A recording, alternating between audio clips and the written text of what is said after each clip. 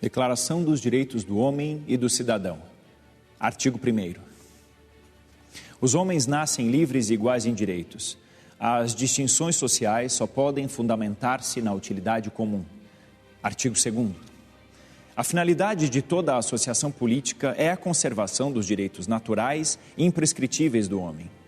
Esses direitos são a liberdade, a propriedade, a segurança e a resistência à opressão. A Declaração dos Direitos do Homem e do Cidadão, elaborada em 1789 pela Assembleia Nacional da França, é o documento que traduziu a ideologia da Revolução Francesa.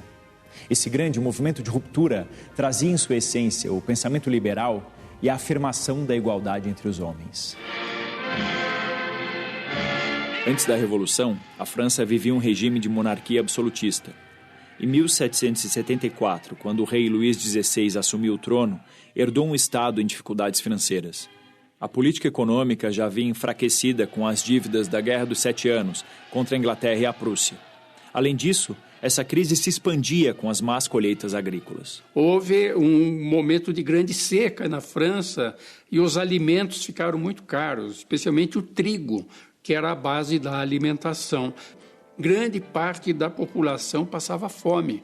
E isto fez com que também se mobilizassem e dessem apoio à burguesia para mudar o sistema político. Mas isso não era tudo.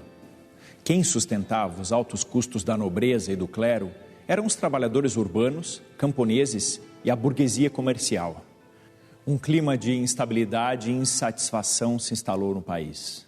A França era um país que apresentava as contradições mais agudas, mais complicadas, graves. Era um país rico, o comércio colonial francês era o que mais tinha crescido no século XVIII, mas tinha um setor atrasado, que era majoritário, que era o campo francês, a agricultura francesa. Todos os camponeses, mesmo os livres e mesmo os proprietários, eles eram explorados, intensamente explorados, seja pela nobreza, que recolhia, que tinha direito a extrair uma série de tributos, exações, impostos, e eles eram explorados e parcialmente pelo clero, porque tinha que pagar os dízimos, e eram explorados pelo Estado.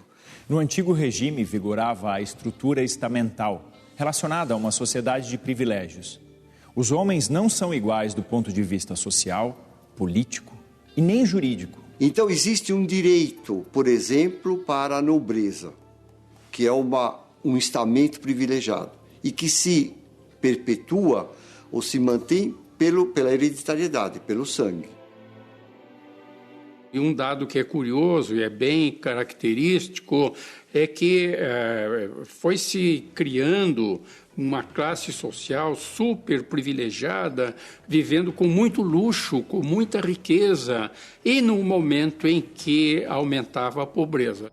Em 1788, havia cerca de 3 milhões de desempregados na França.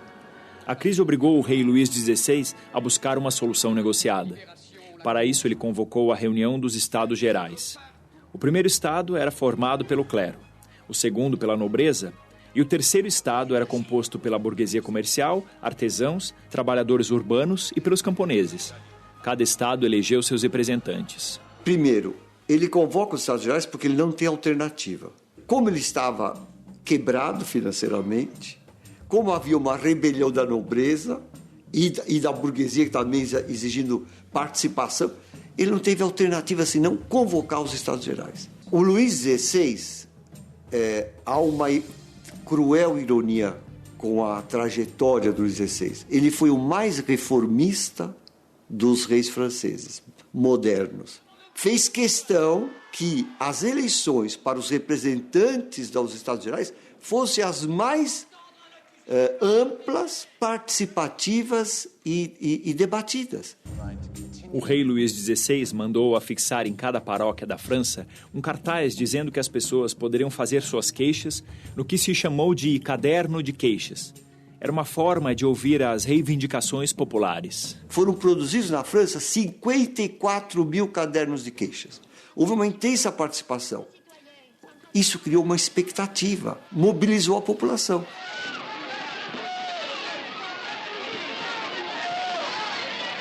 Pressionado pela corte, que era hostil às reformas, o rei Luís XVI não levou em conta as queixas feitas pela população e não fez nenhuma concessão para melhorar as condições de vida de milhões de camponeses e desempregados. Quando a notícia se espalha de que ele está fazendo isso, a população de Paris, que já está mobilizada, se levanta. A população está mobilizada politicamente porque ela se envolveu no processo da escolha dos representantes aos Estados Gerais. Mas ela estava mobilizada pela fome. A rejeição contra o regime absolutista foi se agravando até que, em 14 de julho de 1789, ele sofreu um golpe devastador. A Bastilha, fortaleza que funcionava como prisão e que representava o antigo regime, foi tomada por uma multidão disposta a enfrentar as tropas reais.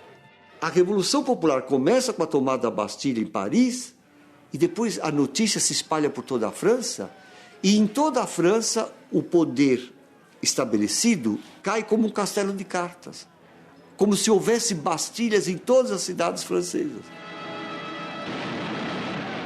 E aí vão acontecer duas coisas muito importantes. A Assembleia começa a discutir a Constituição, porque a ideia era essa: tendo a Constituição, não há mais poder absoluto, o poder é limitado pela lei.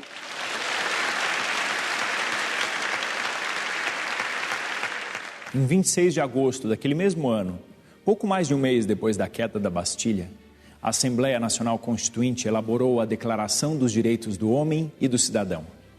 Ela representou uma ruptura radical contra o antigo regime. O rei não foi deposto e começou um período de monarquia constitucional na França. Então, o negócio é fazer uma declaração que seja realmente universal, que seja realmente radical, que pense o homem não numa dimensão provinciana de um país, não, o homem no seu sentido mais universal, né? Então é isso que dá à Revolução Francesa essa coisa fascinante, não é? E modelar, ela se torna um modelo, um paradigma. De qualquer maneira, a semente francesa foi útil. Ela foi útil para despertar essa ideia, para que as pessoas começassem a pensar no ser humano como titular de direitos fundamentais. Esta ideia de que há direitos que nenhum governo pode ofender, nenhum governo pode tirar, e que são direitos de todos.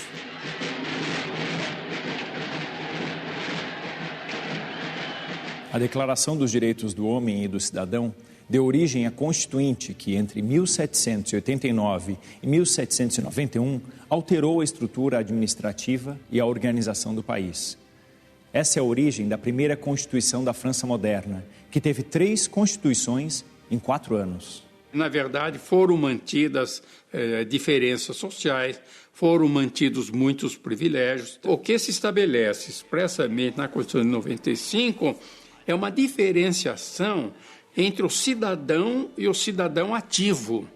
Esse é um ponto muito importante, porque a própria Constituição estabelece. A primeira condição era ser um homem francês. Era ser um homem francês. As mulheres estavam excluídas, mas além de tudo tinha que ser francês. Mas, além disso, tinha que ser proprietário de imóveis ou então ter uma renda muito elevada. E ainda se adicionou mais uma condição: ele não podia ser empregado de ninguém. Se ele fosse empregado de alguém, não era cidadão ativo. O problema é que existe uma tradição que vem desde os gregos e vai durar por todo o século XIX. Qual é essa tradição? É a de que o indivíduo ele só tem cabeça para pensar, ele só pode ser um cidadão pensante se ele estiver liberado do trabalho, se ele for um proprietário, se ele puder dispor de lazer, ócio, para se instruir e participar da política. Quem trabalha com as mãos não vai ter autonomia, vai ser um homem, vai vender a sua força de trabalho. Ao vender a sua força de trabalho, ele vende inclusive a sua mente. Nessa época, o iluminismo era forte na França. Esse movimento defendia o domínio da razão sobre as crenças religiosas e o misticismo. A perspectiva era livrar a humanidade das trevas e trazer luz por meio do conhecimento. Pensadores iluministas como Voltaire, Rousseau, Montesquieu influenciaram esse processo histórico, afirmando valores fundamentais do ser humano. Valores éticos, espirituais, jurídicos e políticos.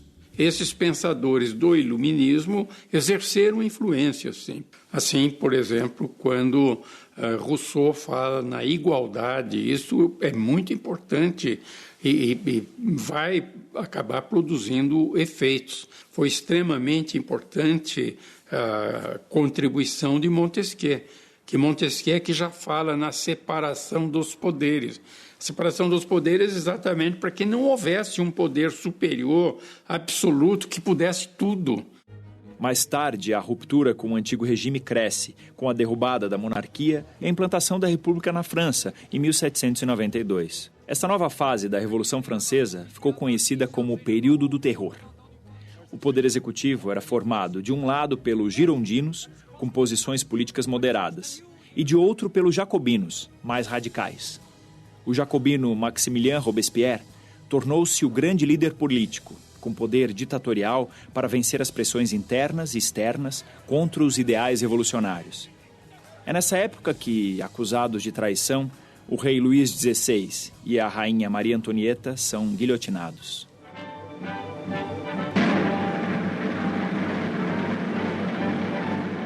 A Revolução Francesa canalizou o descontentamento de diferentes setores da sociedade, inclusive parte da nobreza e do clero, cada um com seus próprios interesses e objetivos. Mas foi a burguesia que mais se beneficiou. Quem, de fato, comandou a Revolução foi a burguesia, mas aqui há um ponto que é importante assinalar. A burguesia se beneficiou muito dos trabalhadores mais modestos, do grande povo. Então, houve esta consciência de que se está avançando no sentido da liberdade, da afirmação dos direitos, mas o que eles não tinham percebido naquele momento é que os privilégios da nobreza estavam sendo substituídos pelos privilégios da burguesia. Muitos discordavam dos rumos que a Revolução estava tomando. Além disso, os problemas sociais vividos pela população ainda não estavam resolvidos. Assim cresceu a oposição a Robespierre, que acabou sendo deposto, preso e guilhotinado em julho de 1794. Ao romper estruturas sociais, políticas e econômicas e fornecer a base para o pensamento liberal, a Revolução Francesa tornou-se inspiração para outros países e para outras revoluções ao longo dos séculos XIX e XX. Além disso, a Revolução lançou os conceitos fundamentais para a defesa dos direitos humanos. A Declaração da ONU, de certo modo, é um produto, é um reflexo da Declaração Francesa. E foi a partir daí que se chegou, então, à magnífica, extraordinária Declaração Universal dos Direitos Humanos, aprovada pela ONU. A Constituição brasileira também tem marcas da Declaração dos Direitos do Homem e do Cidadão, nascida com a Revolução Francesa. Quando o Brasil fez a sua primeira Constituição, é de 1824. Houve muita influência da França, do pensamento francês, dos pensadores franceses. Quer dizer, o Brasil tinha sido muito influenciado pelos franceses, e eu diria isso, a ideia básica é o valor da pessoa humana. O pensamento liberal, a livre competição, a defesa da propriedade e da liberdade, o trabalho livre e o fim das barreiras alfandegárias são alguns dos desdobramentos da Revolução Francesa.